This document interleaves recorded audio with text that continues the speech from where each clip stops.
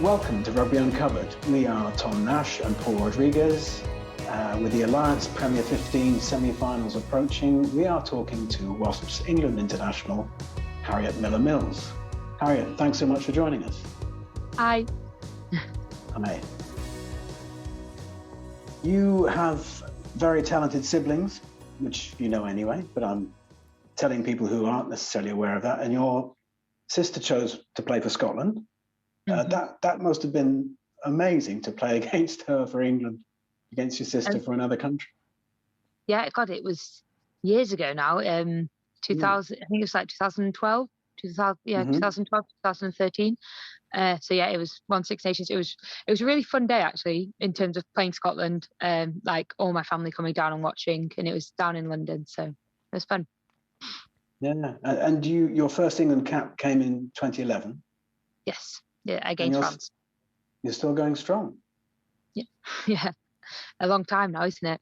What 2021. So yeah, like 10 years this winter. So incredible. Yeah, still going strong. Let's hope you're going. Yeah, well, we've all got our fingers crossed.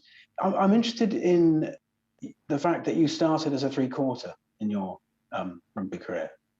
Oh, yeah, well, under 15s, under 12s. Oh, was that early on then?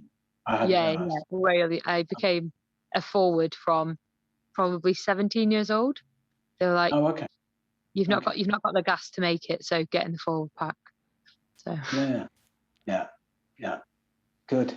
You have been through the mill. You had 2 years off with knee injuries, I think, and you've come back from that, and you had the energy, the enthusiasm to come out of that and to start again effectively. That must have been astonishing. And you commented at the time that you saw a real difference in the strength and conditioning levels and the skill levels when you came back. Yeah, so I got injured at the very start of Premier 15, so the new format. And then obviously coming back 2 seasons later, I think across the board, all the teams, everyone all of a sudden was training as much as just the internationals were training 5 years ago, say. So all of a sudden the standard of the game went through the roof, just in terms of speed, knowledge, the impacts as well, like the feeling after a game. You know, you've played a game, whether it's playing first in the league or 7th or 8th, like you always know you've had a good game, or like in terms of impacts and how your body feels the next day. So there's definitely a huge difference the way that women's rugby's developed and progressed. We've been covering the Premier 15s for a couple of years now, and we've seen big changes in that very short time. It's incredibly exciting, I think. Yeah, and it definitely is. And I think it's testament to, I think, all the clubs involved in terms of everyone's just bought in, and all the players have just, the only way to make each other better is by training harder and watching more video analysis, doing so.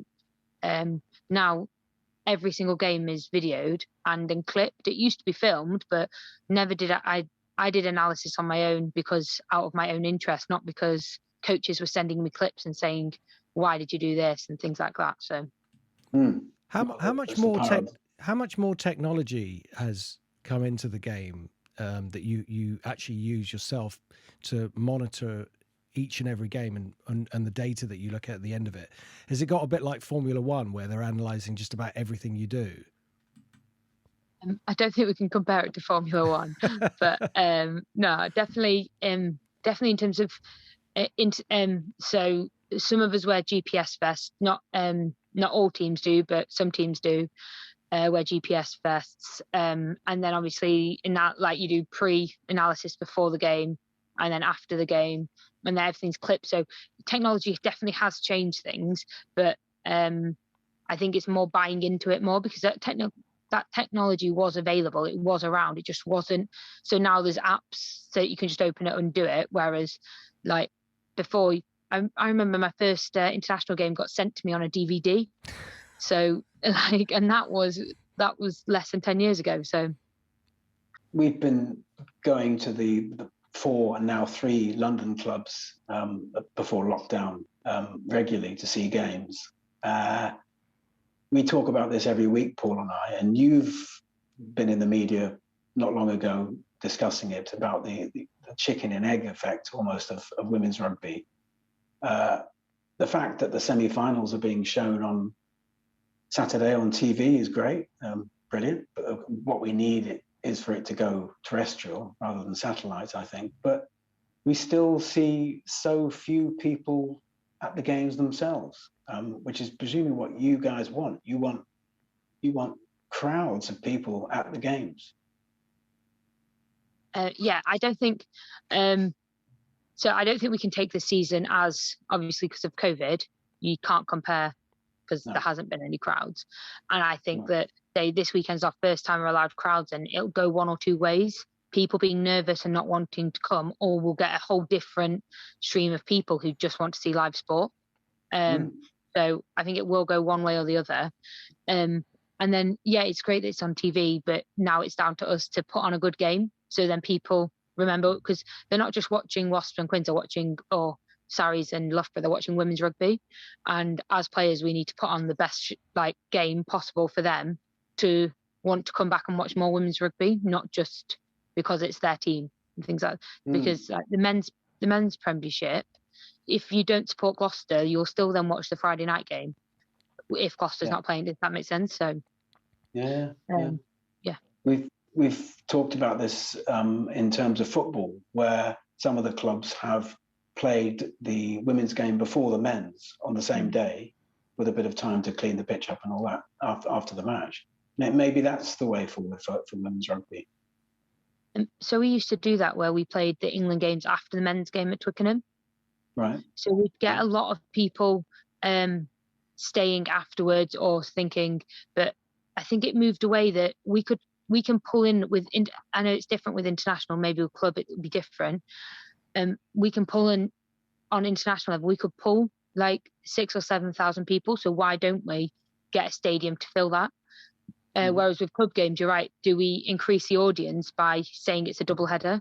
But with rugby, I'd say the pitch isn't easy to clean up. So it's whether are you willing to risk a men's game, and that's essentially risk a men's game by churning up beforehand with a women's game, or do you risk a women's game not being good because of the pitch?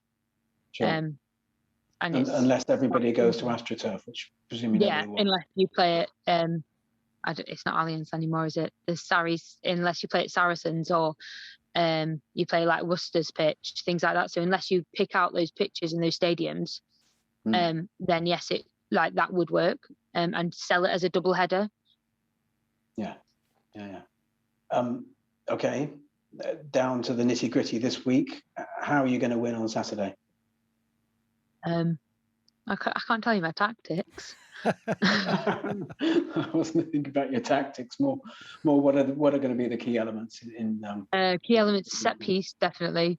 Scrums and lineouts, just getting the ball. We've got absolute world-class back line and back three, so just getting the ball in their hands essentially, and then they've also got a really good back, so just disrupting theirs, and then and I'll go with that. Do the basics well, and then let everything else look after itself. Brilliant. We wish you all the best. We won't be able to make it ourselves, but best of luck, and hopefully we'll talk again soon. Harriet, you talk about the games and putting on a good show. Wasps will never disappoint in that regard, so I'm sure it's going to be an absolutely fantastic game. Just before you go, if people want to follow you on social media, how do they do that? My Instagram is just Miller Mills, I think. And my Twitter is the same, I think, just at Miller Mills. Great. I stole it from my brother. He could get to it, so it's okay. Cool. Okay. That's brilliant. Thank you so much. Again, best of luck on Saturday. And thank you so much for coming on the show. Cheers. Thank you for having me. Thank you. Thanks, Harriet. All back. Thank you. Bye. See you.